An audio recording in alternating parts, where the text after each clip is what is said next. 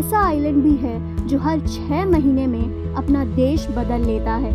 इस आइलैंड की खासियत ये है कि इस पर 6 महीने फ्रांस और 6 महीने स्पेन का कब्जा रहता है। दुनिया में ऐसी कई अनोखी चीजें हैं जो समझ के परे हैं। ये दुनिया अतरंगी चीजों से भरी पड़ी है। प्रकृति पर किसी का अधिकार नहीं होता, लेकिन इंसान इसे अपने मतलब के लिए अपने तरीके से इस्तेमाल करता है।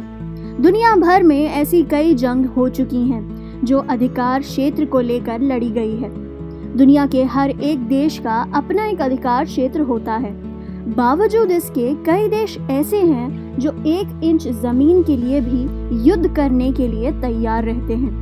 जंग के विपरीत कई देशों ने समझौतों के तहत अपनी सीमाएं तय की हैं। ऐसा ही एक समझौता सन 1659 में एक आइलैंड को लेकर भी हुआ था, जिसे अब तक का सबसे भरोसेमंद समझौता कहा जाता है। दुनिया में ऐसे कई आइलैंड हैं जो अपनी खूबसूरती के लिए मशहूर हैं, लेकिन फ्रांस और स्पेन के बीच एक ऐसा आइलैंड भी है जो हर 6 महीने में अपना देश बदल लेता है।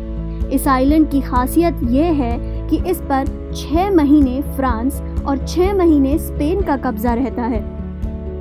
इसका नाम है फीजेंट आइलैंड। इस अनोखे आइलैंड को फ्रेंच और स्पेनिश में फैसेंस आइलैंड भी कहा जाता है। इसकी सबसे खास बात यह है कि इसे लेकर फ्रांस और स्पेन के बीच कोई झगड़ा नहीं है, बल्कि ये दोनों ही देश अपनी मर्जी से इसकी अदला बदली करते हैं। आपको जानकर हैरानी होगी कि यह अनोखी परंपरा आज से नहीं, बल्कि पिछले 364 सालों से चली आ रही है। फ्रांस और स्पेन के बीच इस आइलैंड के स्वामित्व को लेकर सन 1659 में एक समझौता हुआ था। इस समझौते को पाइनीज संधि के नाम से भी जाना जाता है। समझौते के तहत फ्रांस और स्पेन आपसी सहमति से फीजेंट आइलैंड की अदला बदली करेंगे और इस पर 6 महीने फ्रांस और 6 महीने स्पेन का कब्जा रहेगा। इस समझौते के बाद 200 मीटर लंबे और 40 मीटर चौड़े फीजेंट द्वीप पर 1 अगस्त से लेकर 31 जनवरी तक फ्रांस का कब्जा रहता है और 1 फरवरी से 31 जुलाई तक ये स्पेन के अधिकार में रहता है।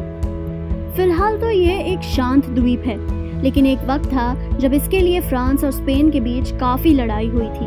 हालांकि फिर 3 महीने तक हुई बातचीत के बाद वर्ष 1659 में दोनों देशों के बीच एक संधि हुई। इस दौरान शांति समझौते पर हस्ताक्षर किए गए, जिसे पाइनीज की संधि कहा जाता है। इस क्षेत्र की अदला बदली की गई और सीमाएं तय की गईं। ये संधि शाही शादी के साथ पूरी की गई, जिसमें फ्रांस के राजा किंग लुइस 14 ने स्पेन के राजा किंग फिलिप 4 की बेटी से शादी की। ये द्वीप बेहद छोटा है, जिसकी लंबाई सिर्फ 200 मीटर और चौड़ाई 40 मीटर है। बीबीसी के मुताबिक इस द्वीप से सटी नदी के किनारे हर 100 मीटर पर दूसरी ओर से लोगों को आने से रोकने के लिए संतरी खड़े किए जाते हैं। हालांकि पानी के तेज बहाव और सुरक्षित रखने में हो रही लापरवाही के चलते इस आइलैंड का करीब आधे से ज्यादा हिस्सा अब खत्म हो चुका है।